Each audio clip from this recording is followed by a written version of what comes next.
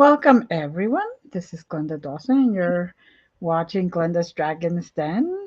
I just want to say thank you to everyone who is here every single Wednesday night and who shares it. And for those that watch it later, we truly appreciate you and are blessed to have you as subscribers and also as people who send us messages and emails to let us know what you think of each guest. I love the feedback, and of course, I send it to our guests if that is what you wish. Tonight we have a phenomenal guest, Dr. Gail-Skywalking with Moon, and she'll go over all that with you. She is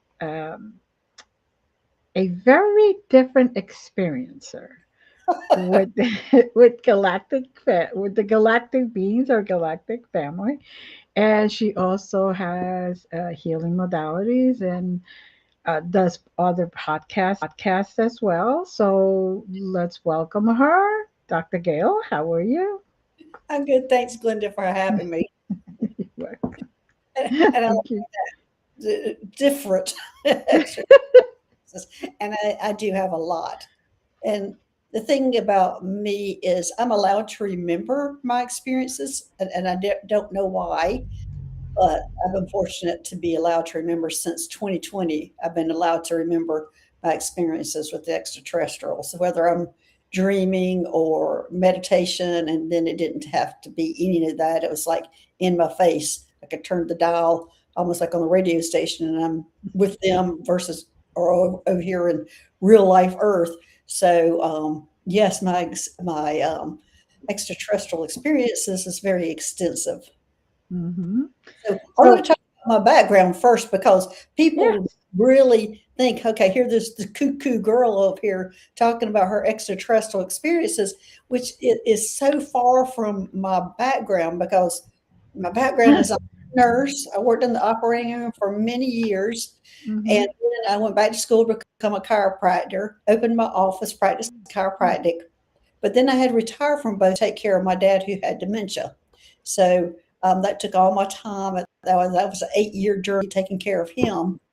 And then after he passed away, so my life had always been medicine, science, medicine, science. That was Hmm. me. And that is my direction. And so when he passed in 2019, it was October 2019, we actually went in March in 2020 with COVID. And it was the first time I wasn't taking care of anybody.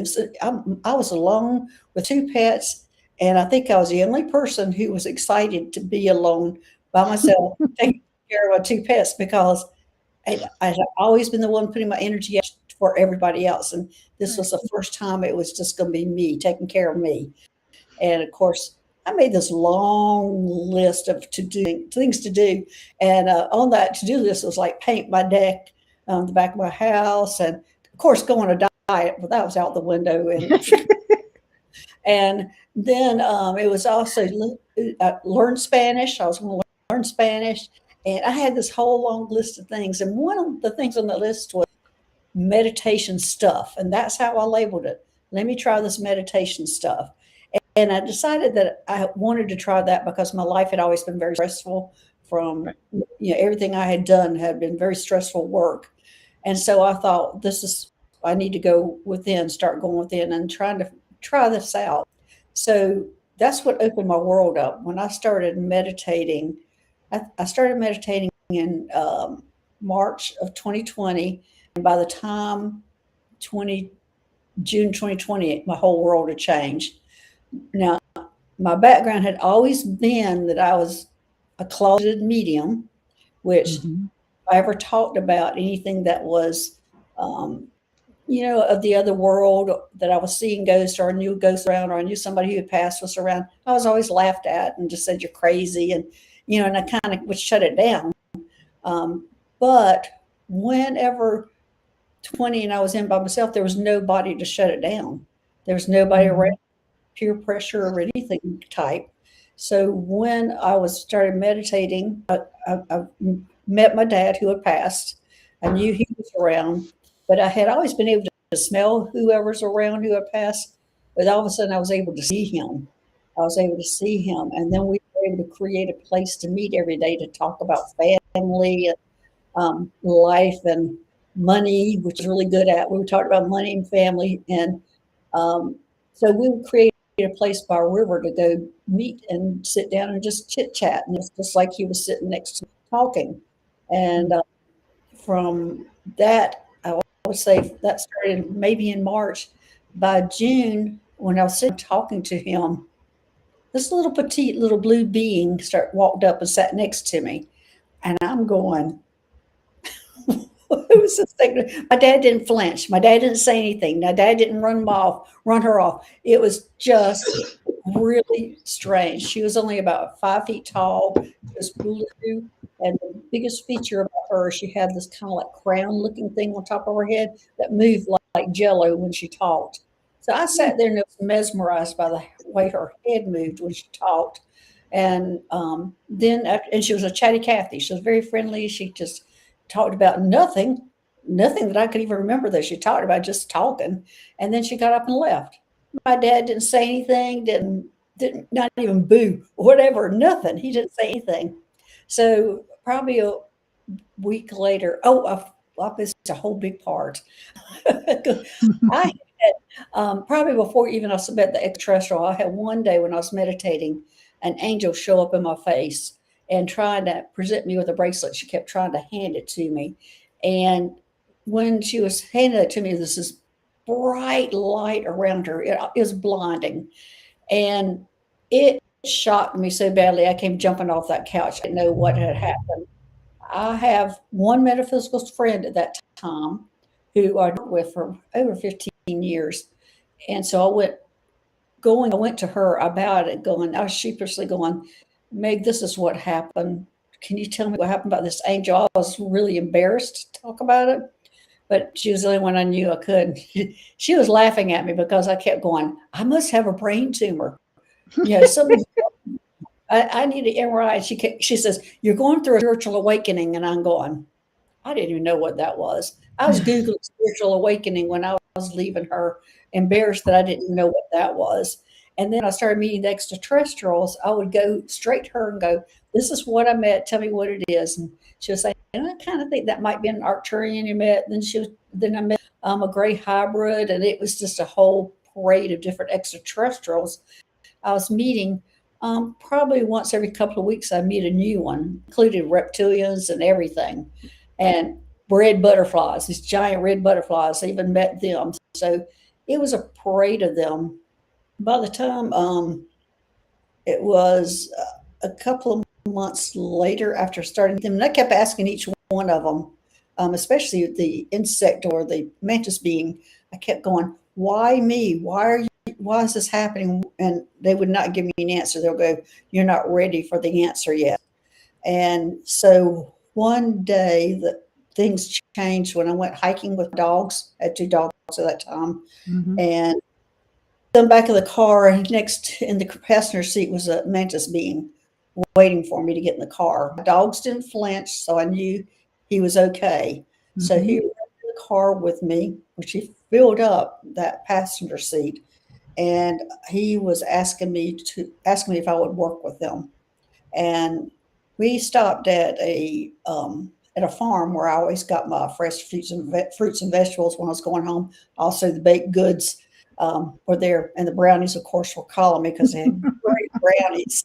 And so I went in and got my stuff, and I Mantis meeting was still sitting there, and there was nobody else around. So we sat in the car, and I'm eating my brownie. We're sat in the car, and he was asking me if I would work with them again. And I was going, well, what do you want me to do? He says, you'll be the communicator. You can communicate between the extraterrestrials and the humans. And I'm going, okay, I've been trying to learn Spanish for 2 months now, and I'm not getting anywhere with it. How am I going to learn all these extraterrestrial languages? But I was going, I'm in, I'm willing. Okay, I'll do that.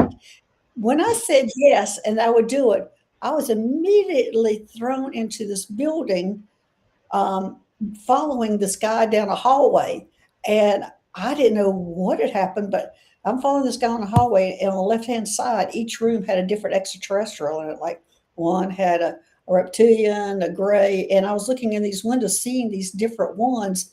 And then I came to one of the windows, and it was another mantis being, and it's the one that I had originally met way back in the parade of mantis or the extraterrestrials I was meeting, and I was upset, and I could hear everybody talking, and I was hearing these conversations happening between everybody. And I looked at the guy that was walking in front of me, and his mouth wasn't moving, so he wasn't talking, he wasn't Mhm. making the words or sounds. And the mantis being that I knew, he told me, be quiet.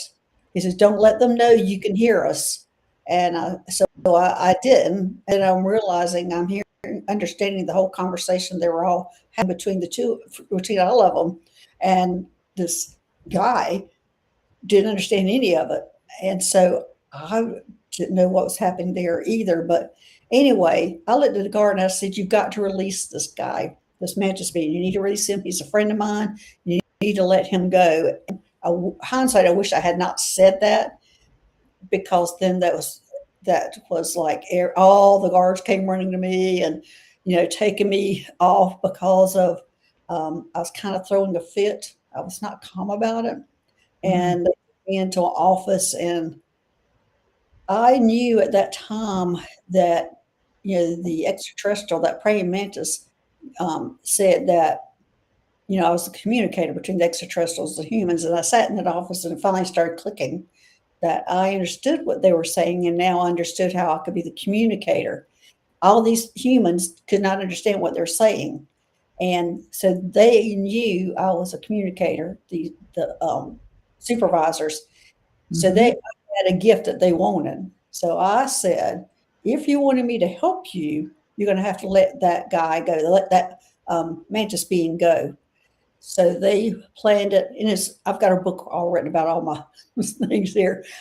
So they planned it where they had me where I could sit and see. I was in the lounge where I could sit and watch them release him, but we knew that they were going to actually capture him after he left. After I saw them leave, they were going to capture him where I couldn't see him.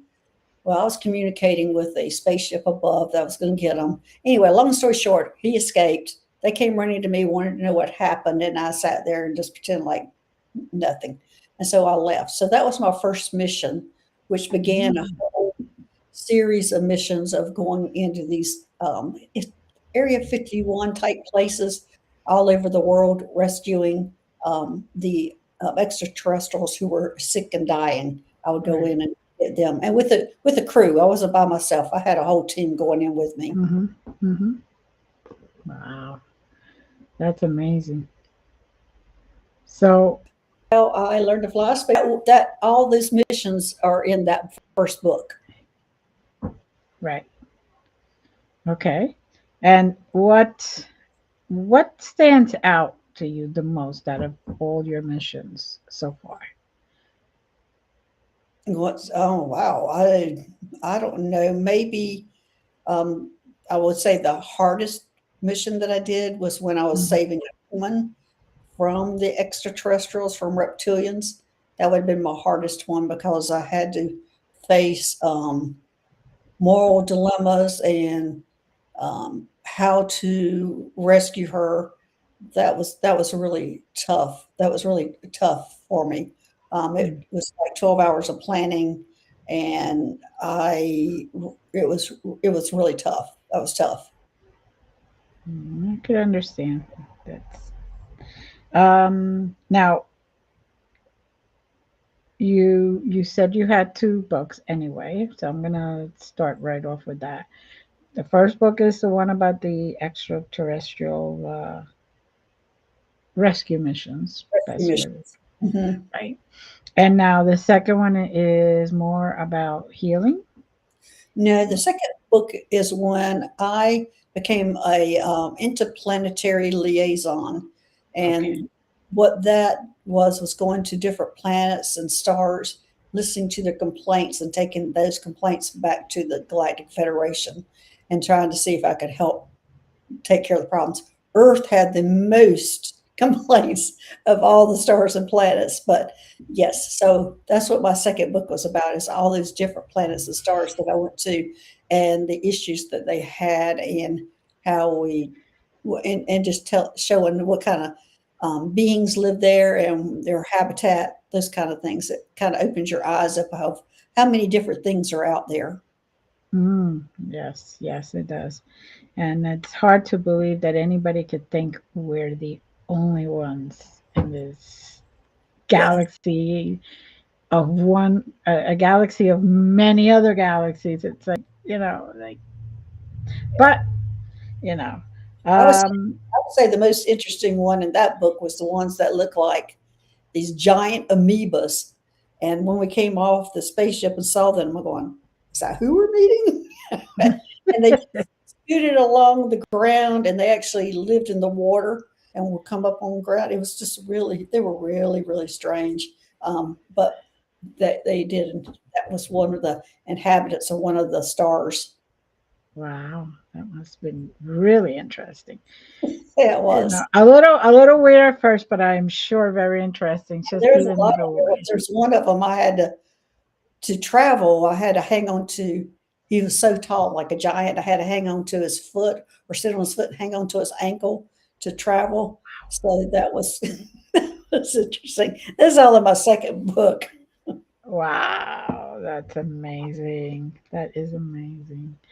So, what inspired you to start letting the world know you could see and you could hear and all that? Well, I they kept pushing me whenever they wanted me to do something. They start kind of tapping me on my shoulder, and then as Hmm. that tap gets a little stronger and stronger and stronger. They first asked me to write, um, not a podcast, whatever it is, the other guest, to write a blog. So I tried writing a blog, and I was terrible at it, terrible, terrible, terrible, terrible at it. So I decided that I would compromise and do a YouTube channel, and that's what I did. And so I started it having no expectations of it, but it was just a place for to make it comfortable. My stories were Hmm. so crazy and out there that other people would be able to come forward and talk about theirs, and be in a safe place to talk about it. So that's how I started. I just started putting out some videos of Hmm. what I did in my missions and things like that. And then eventually I went live and would, to talk to people and bring other people who've had some, um, some things that they've experienced also. Mm, So I just tried to very. making it easier. Now, I was had a struggle with it for a long time because I do healings also, and Hmm. I was doing a healing show once a month on then it's Dr. Gail-Skywalking with Moon is my channel for extraterrestrials. But then I decided to separate it, so it's given me a lot more freedom. And my second channel, which I have started with a friend of mine named Terry, at Holding Your Space, Hmm. she and I collaborated together to create the healing channel, which is called Galactic Gaia. And that is where we'll be interviewing all different types of healers and having some healing shows also. And it's to create a library of different healers, because we all don't know what each other does or how we do it or what we call ourselves. I mean, we all come out at the end game of the results, but we go about it differently. And then some people specialize in this area and some people specialize in that area. And so we're trying to create a library where people be able to go and see a little 10-minute, 20-minute, 30-minute clip on somebody and know who they are and what they do. And so we had Mm. started that channel a month ago. Wonderful, wonderful. And it helps also because those that may be looking for somebody specifically, Right, not knowing where to even go, right, can just, say, okay, I'm looking for, I don't know, meditation, because not everybody knows how to meditate. right. I've learned that the hard way. So, I can't say I'm an expert meditator either, but I do have easy access to connecting. I connect easily, but I can't say I'm right. the best meditator either. No, I have this. one person who every single time he comes to my meditations, within 3 minutes he's snoring. I'm like, yep. I don't know if that's a good thing or a bad thing. I leave it as well. You still get the benefits of it. You were Well, relaxed enough. sometimes the best connection is when you're in between that going to sleep and waking up. Yeah. So, he might be connecting more than the people who stick through the whole meditation. Yeah. Yeah. I believe so. I believe so. So now this the healing that you do. How is how does that look for you? How does that? What exactly do you do on? Well, I call myself a star seed healer, and that encompasses everything because I have different modalities because I have a nursing background. Mm-hmm. I worked in the operating room. I've seen all the organs. I've touched, felt hearts, brains, everything I've been involved in. So, and medically, we look at just the organ or the place of pain, basically, and work with that. Then I went back to chiropractic school, and that opened me up to organ. You have you have a brain, and you have a brainstem, and you have a spine, and you have all these nerves coming off of that go to all these different organs and places and bones and joints and tendons. Anyway, if any of them are affected, it affects that organ. So if any nerve is like pinched or pressed, that can affect the organ or any other Mm-hmm. place. So it gave me a way of looking at the whole body as a whole instead of just one single organ. So then when I went to when my awakening came, I was teamed up with a girl who was with me on my missions, and she was an energy worker. So she taught me energy. I had like a 6-week crash course on energy. So I started pulling all that together where, I had the medical part where I knew what Mm-hmm. the organs look like. And also I can see people's x-rays without seeing the x-rays. And I had my chiropractic where I see all the nerves innervating all these different areas. And then I had the energy where everything could be corrected by energy. And so then when I eventually started working on a spaceship, which is called the Astro Medical One, was the first spaceship I started working on, and it was a medical spaceship, Mm-hmm. and it was also a hybrid spaceship. It dealt with all different extraterrestrials, and I was a neurosurgeon on that spaceship, and my specialty was implants, putting in, taking out implants. And so we did a lot of brain surgery where we changed some brain waves. There's a lot of things I learned how to do on the spaceship. One of the big things about it, everybody went under color therapy. Everybody had some kind of color therapy that was going on while the procedure was occurring. At the very end, everybody had blue light to calm the Mm-hmm. nervous system down, which was allowing the body to heal itself. Mm-hmm. And also, we had a chakra machine. The chakras were really important. That we would clean out the chakras, and then we would rebuild them or clean them or whatever needed to be done on the chakras. They were really important. So I learned how important all these different things were to your body and your aura. So all these things between my nursing, doing my chiropractic, my energy, to learning about all the things how they do it on the spaceship, all that is I've integrated it all in together, and created my own style, which I put it in the blanket heading of a starseed healer. Beautiful. Beautiful. Now, personally, I'm going to ask you: Did so the starship that was so a hospital? Let's just say that Mhm. a healing facility.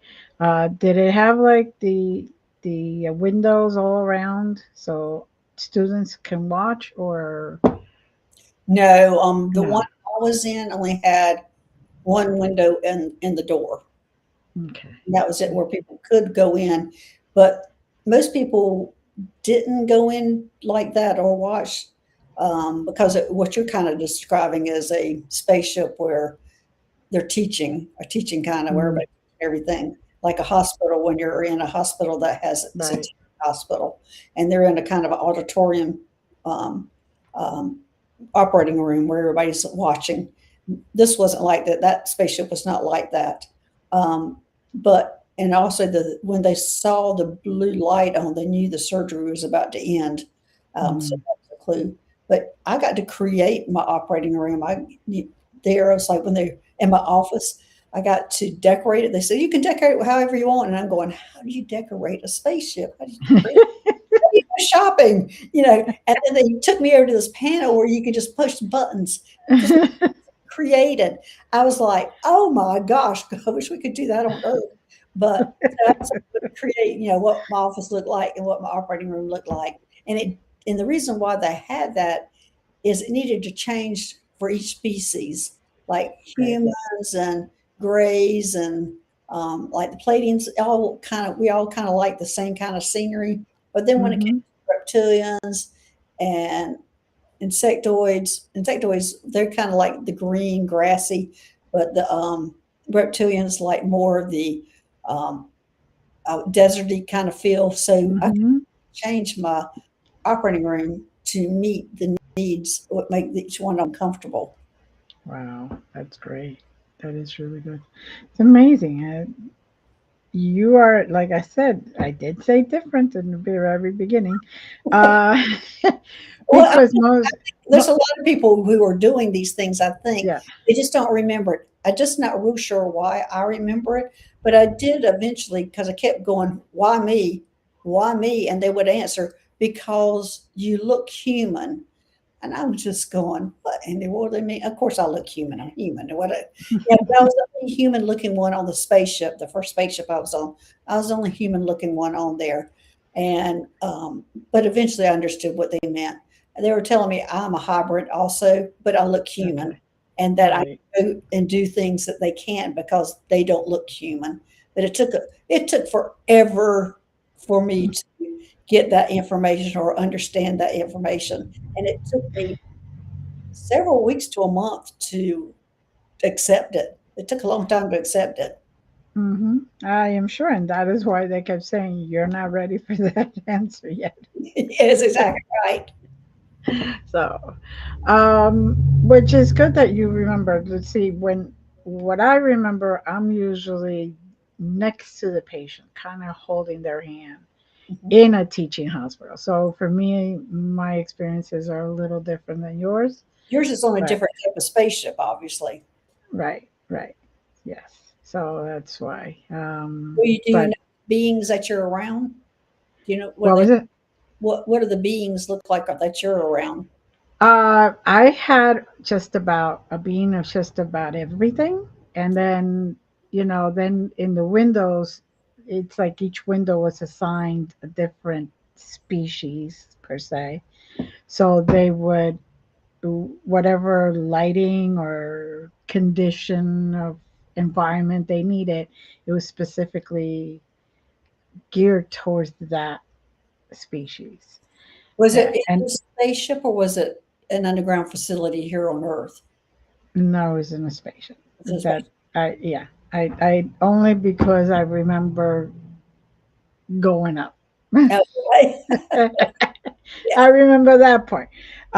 And also, it was a lot of the patients were human, and that's where I came in. Like I would just calm Take them care. down, not have them freaking out because then it was going to be worse for them. And so that's I don't have any medical background, and truthfully, the first time I in high school I walked into a hospital into the section where they had the bodies, I fainted. So right there and then I knew that was not my career choice.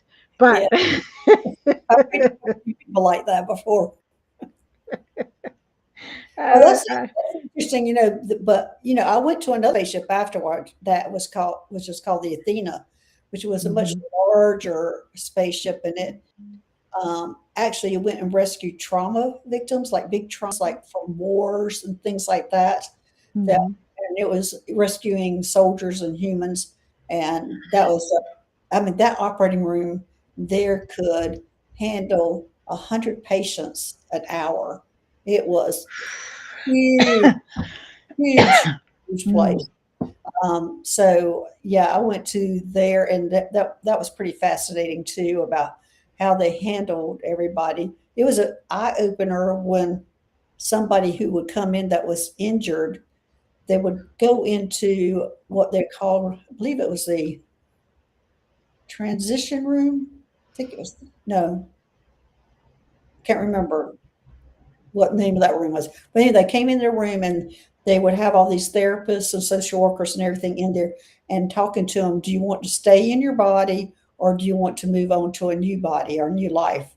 And so there Mhm. were decisions there. The people who wanted to move on to a new life, a new body, moved over to the transition room, and a transition team would come in and help them decide on what their future would be. I didn't have much to do with that room. I had Yeah. more do with the ones that wanted to stay in their body. And so they would be moved to another room where we had the cloning tanks, and we had these big whirlpools where they would go in, and their consciousness would go out of their body and be Mhm. above, looking down at them.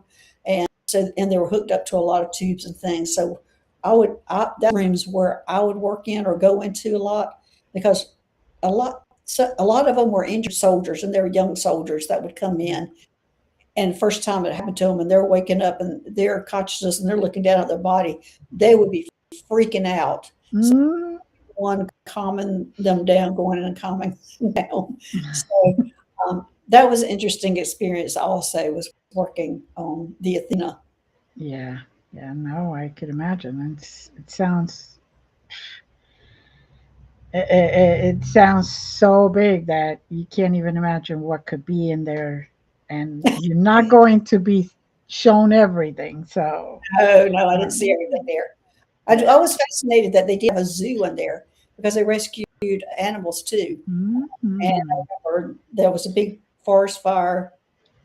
I can't remember which Amazon it was in, but I remember walking in on, and it had, I think like three levels. I remember walking in on the second level, and there's a giraffe in my face. It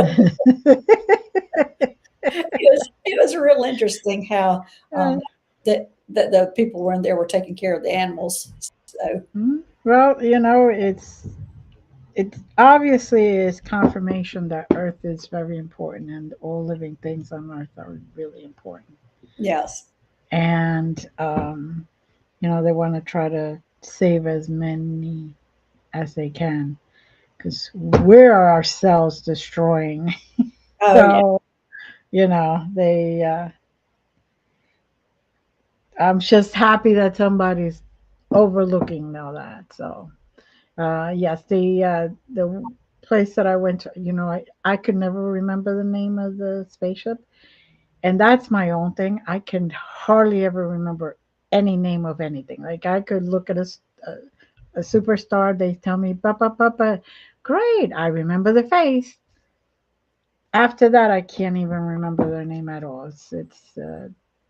I don't know why it's not that. It yes. doesn't click. No, see, I think you're more normal than me because I don't know why I'm allowed to remember. So I've got journals and journals and journals of things that I've done, and allowed to remember. Now, the problem with my journals is because I have such a nursing background and chiropractic, we do everything in shorthand. So everything is like written shorthand, and I'm like, oh my gosh. And I didn't know I was going to be writing books about it. And I'm sitting there looking, going, oh my gosh, I've got to write a chapter about that. Look how much, look at what's missing. Yes, so that's been real interesting also. Oh, I could imagine. I could imagine. And then, of course, as you're writing, you could probably hear them say, "No, not about that. I want you to write up more on this and Yeah, yeah. focus more on that." But most of it starts coming back to the experience when you start writing it. You start remembering the experience. Right, right, right. Okay. And now, like you stated, they said that you are a hybrid. Do you know where from? Are Yeah, you any? what we call me is a human Arcturian hybrid. And when I was on that first spaceship, that's what they taught me. is that whatever you look like, that's the Mhm. word you use first. So if I look like an Arcturian, I would be an Arcturian human hybrid. But because I look Okay. human, I'm actually just a human hybrid. That's what Okay. so that's what they taught me in my first spaceship on how they wanted to be identified. Because I was going, "What do you want me to call you? What do you want to call everybody?" And I got a big lesson on that. This is what you call this hybrid, because I was on a hybrid spaceship, so it made it Right, right. a little easier. And I was only the only human hybrid on there at first. I brought some more Mm. on later.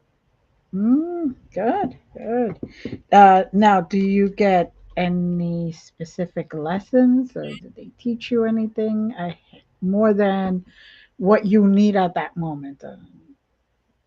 I'm not real sure because I've learned so much medically Hmm. about everything they've taught me. And I've also learned a lot about the different species when I'm going in and rescuing, say, an Arcturian.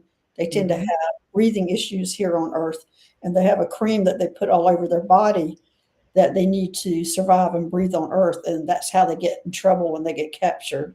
Gray Mm. a lot of times they have difficulty with food that they're eating here on earth and they get in trouble. So I learned a lot of things like that. I also learned how to use energy in all different forms and getting in and out of these places. And I learned how to fly a spaceship, which was fun, which is a lot of fun. I love flying spaceships. And so I am sure. there's a lot Lucky. of things I've learned, an endless amount of things I've learned. Right. Oh, that sounds good. See, I was looking to see if they had taught you anything new as far as a healing modality that you don't even know you had, but they they started the remembrance, or they Well, ignited the. yeah, well, I mean, yes, it's removing and plants putting in implants, being able to change brain waves for people. Usually, it's emotional that they're changing the brain waves. So he's having depression issues, things like that. I've been taught so many different things, and then about cleaning out the chakras. I've been taught how to do that, and Mhm. so yes, there's a lot of things that I have been taught. But I know what you're trying to get is a structured modality. Did they teach you Reiki? Did they teach you this? Mhm. Which they keep saying, quit thinking linear. Yeah, Uh-huh. it's Okay. that, but that's what we want to do. We want to put everything in a box, and this is how it fits. So that's why I call myself a starseed healer because I can put anything under that heading. Yes. Yes. No, and it's what you are. Yeah, It's a proper name, proper title. You learned about Earth's medical field, the chiropractic, and now you have non-Earth right. being type of anatomy and all that other stuff, because I'm sure that their heart is not in the exact same place as ours, unless. There's a lot of differences, but on Earth, I mean, chiropractically, even I can adjust people now energetically without having to use my hands. And so I've learned just a lot of things in color therapy, stone therapy, all those kind of things. It's just all comes under Starseed Healer. Right, right. So now you've written the first book and then the second book. Do you Mhm. plan to write any more books? Do you Oh, plan? oh yeah, I've already writing my third book. I'm already in the 10th chapter of my third book. Yeah. Congratulations, congratulations. And for everyone, the links will be in the description, so you don't have to write them down or anything like that. You could just look them up. They're on, Actually, you could probably just click on them and they'll take you there. they're on Amazon. Right, on Amazon. So now, what out of all this, in the very beginning, when you were going through all that and experiencing all that, besides thinking that you were crazy, because Well, everybody always thinks that I in the did. beginning. I never thought I was crazy as much as because medical, and my explanation was I had to have a brain tumor. I was Okay. hallucinating I was hallucinating and I needed to get an MRI. I kept running to my friend Meg every time I did a rescue mission or every time I saw a new extraterrestrial. I'd go running to her going, "This is what happened." And she would keep going, "I've known you for 15 years. You're okay." And then I would go, "I have a brain tumor." It's Did so you ever get that MRI, by the way? I did have an MRI, but for a different reason than but I would say it took me all the way to probably December of 2020 to go finally I went, this is where I finally said after I was going on rescue mission, if I'm sick and dying with a brain tumor, this is how I want to go. Why not? Why not? Now, the rescue missions, I'm sure some are very easy or easier than others. Oh gosh, It, yes. it, you know, is there anyone in particular that you want to share with us that was a little more complicated, that it took even your emotional state because it was like Well, that's the too. yeah, I mentioned that one earlier, whereas I was rescuing a woman who was walking on the trails of North Carolina, and there were Mhm, some reptilians who were shape shifted into looking human that were on the trail ahead of her, and she was going to run into them. And there was a lot of emotional things, and I spent 12 hours planning it, talking to several, two different people on how to handle it. Anyway, mhm, all those details are written in my book. How I eventually rescued her, and I had, and the moral issue I had was to either let her die or live because she kept asking me, "Please let me die like this." mm, So I had all those kind of issues to go through. mm, It was that one. mm. Now, was there one that was more physically tougher than others? Because you probably get to see ahead of time in order to plan these missions. So you're probably seeing. But we're also is in the moment too, because things can happen while you're in the moment because we have to go in and unlock doors and change the cameras and do different things to be able to sneak in and sneak out and get these beings out. Um, so there's a lot of physicality in it. In fact, usually when I do those missions, even in the beginning when I went on our first spaceship, I'm Mhm, nauseated for several days, several weeks afterwards, because it is so physically demanding, and mhm, I do have issues. When I first when I was first going on the first spaceship, all I heard was go on a bland diet for 5 days. They kept telling me to do that, and I didn't know why. But I was a bland diet, and then when they came and got me to take me on a spaceship, I knew why afterwards because I would not have been able to tolerate ugh, anything that I had eaten. And it took me 2 weeks, and all I could eat was bread for like 2 weeks because it was so physically challenging for mm, me. mm, mm. I could understand that. Now, I know every mission is different and all that. So you have missions that are on Earth, correct? Not just in other places, outer space. I have a lot of missions on Earth. Yeah, yeah. Unfortunately, you know, I wish they would admit that soon. I Yes, mean, come on, let's face it. Everybody captures a being, and they don't know what it is, and they're going to examine it, if right. nothing else. So, Yes, yes. yeah. And So, then that's another part of the rescue is ones that are being experimented on, we were having to get out.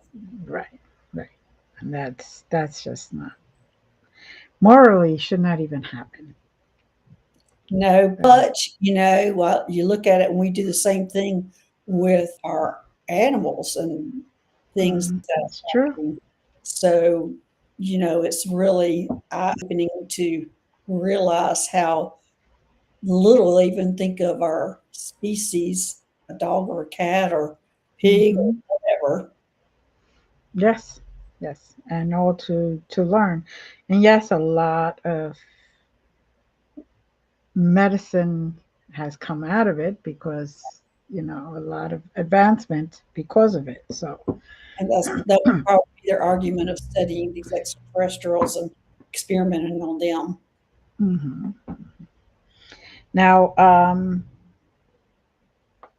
when when you realized you were going through a awakening moment, because I know some people, I've heard stories, some people like totally freak out. They just stay in their house, covers on. They don't want to go anywhere. Well, for me, it was easy. I was already in for 2020. Yeah. Yes. So I could freak out in my house. All these things could happen to me because I didn't have anybody to be accountable for and had one person I trusted that I could go have it explained to me. Hmm. Now, after all this did happen, everybody started paying attention to me. Whenever I said, "Oh, there's a ghost in this house," nobody was laughing at me anymore. Or when I was saying, "I'm talking to your father," nobody was laughing at me anymore. So everybody changed around me that realized that I did have these gifts and they were not. I think it was like there's no stopping it or putting it back in the can or hiding it. Right. Right. Good. Good. So they actually started respecting you and your thoughts and your abilities. That's wonderful. Wonderful. Now, did anybody at that point said asked you, "Oh, can you talk to so and so or whatever?" And before they wouldn't even they would say, "Oh no, you're just hallucinating." Well, yes, but I would not be obvious about it, saying, "Oh, I've got somebody here wanting to talk to you." I'm not one of those people who will walk up to somebody and go, "This person's here." I would have to Right. be comfortable or already know I have to know the person and Mm-hmm. tell what's going on. So, and I know a lot of mediums will walk up to somebody and say, me, if I'm out in public, I'm very introverted. I am shut down. Nothing's coming into me, at that time, nothing. So I have to be pretty much in my own world or around one person or something comfortable before I'll Right. even allow something to come in. My most fascinating is when I'm on YouTube and I'm answering people's questions and a loved one will come in and they'll come in because I'm open at that time, Right. and they'll come hard and strong and get up in front of the line and going, "Me, talk to me."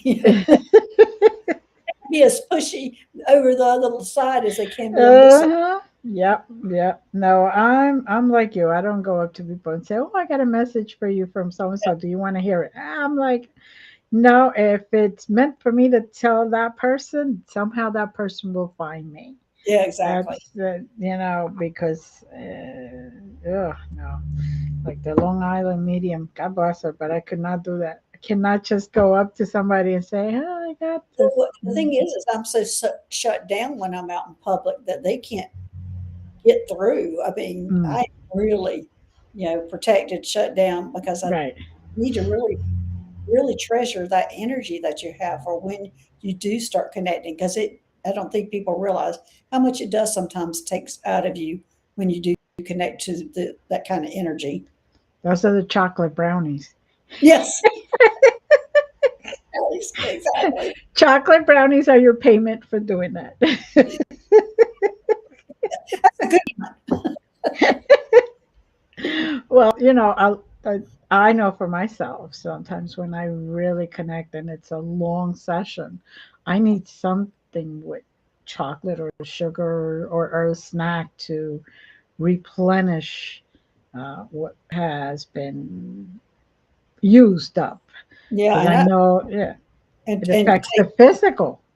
yeah, and That's, take a nap if it's yeah. really hard. I have to sometimes because I do a healing show once a month, and it's called the Solaris Healing Center. Hmm. And it is a center that's on Solaris Star that I was taken to. And it's a center that actually our power animals, our guides, our masters, angels, all those people go there to get their own healing. And Hmm. when I was there, I was just standing against the wall because I was in all of this greatness that was in there. But then they allowed me to bring that energy to Earth to help others. Now, whenever I started that show, I was done at the end of it. That so much energy was coming through that healing center through me to the people who were in the chat and who were needing some special help. That it took me, I don't know how long before. I mean, I went straight to bed. I was so exhausted that it took somebody. I'm not. I have somebody who helps me, Terry, who comes on with me. So it's taken a lot of that off. So now I can. I'm okay now. That's good. That's good. But it's funny because the last 2 weeks you're the second person that's said something about Solaris, which is very interesting. Yes.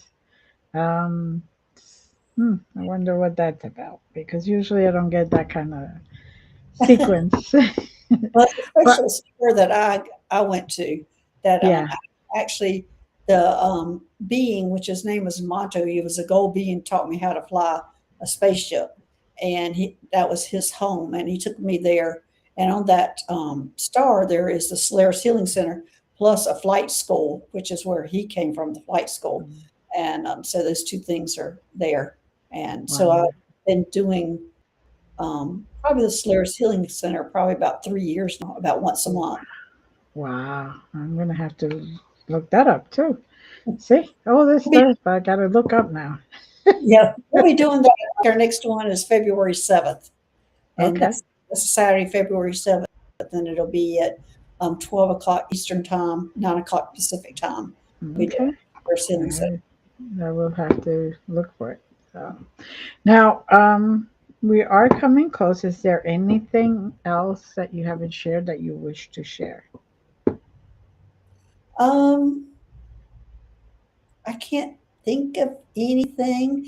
I think one of the things that people are thinking that they want to know, when's the government going to reveal the extraterrestrial? Well, anyway, they're revealing themselves to the individuals and that they're going from bottom up. They're also asking the people who recognize that they are hybrids or Mhm. walk-ins and things like that connected to extraterrestrials to step forward and start talking about it. And you don't have to step forward like in your family who doesn't believe in everything, but step forward into a group because a group gives it more energy, and Mhm. they eventually will reveal themselves. The government will be forced to eventually accept that they're here, but by that time, we're all going to be so used to seeing them, working with them, and that it's not going to be any big deal. But we're going to have to help the others who are traumatized by this happening. So we're to prepare ourselves to help others that have this will be a first, a realization that there's something bigger and better than they are, and to give them grace when it does happen. Mhm. Wonderful, wonderful, and it's true. Humanity, not all of humanity is ready to hear that they're not the only ones, and Right. out here. But the and I've met quite a few hybrids, and it's amazing how each one is so different because you in some of them you could really tell that they're hybrids, Right. and you definitely could pass off for human without a problem. Yes. Yes. Except your eyes are intense. Yeah. That, so that's one of the giveaways there. Right. But it's great. It is great, and the good part about it is because you're more introvert than extrovert, so you kind of want to be just like I'm not here. Exactly. Exactly. And I'm going, why would they choose somebody like me who's introverted that I'm not just out there? But it is what it's Well, they chose you because the background you because I look human. you that too, and also because you were willing to do this. Yes. And you were willing to learn, you were willing to understand, you were willing to face what it was, and you're also willing to take on those missions that could be dangerous, Yes. Yes. and so that's very important. Your willingness and your compassion for all of the work. Yes. not just the person that you're rescuing, or the being that you're rescuing, I should say, but for the work in general. So Right. congratulations. Thank you. Sometimes you say, I say congratulations. The person looks at me like, oh well. It is congratulations because I wouldn't have it any other way. Yeah. Exactly, exactly. But I do Oh, appreciate me having me on the show. I do appreciate it. it was my pleasure. We had spoken before, and this is it's just so nice and refreshing, that to hear your story and to hear all about it and your willingness to share, because not a lot of people are. They're still afraid, and even though you still have your boundaries and your, you know, walls up when you go outside, but you're still willing to give more of what you get. Right. So we all appreciate that. And just want to say thank you. All And right. please know that you could come back anytime.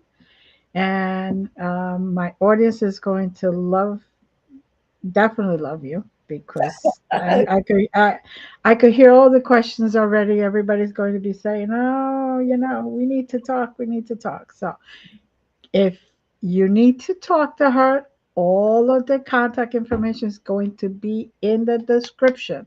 Again, you don't even have to copy it. You don't have to write it down. All of it is going to be there. Please do contact her because you want to know more about it. Get her books and join her in the podcasts and her healing sessions. All right. Thank you, Dr. Gail. All right. Thank you, Glenda.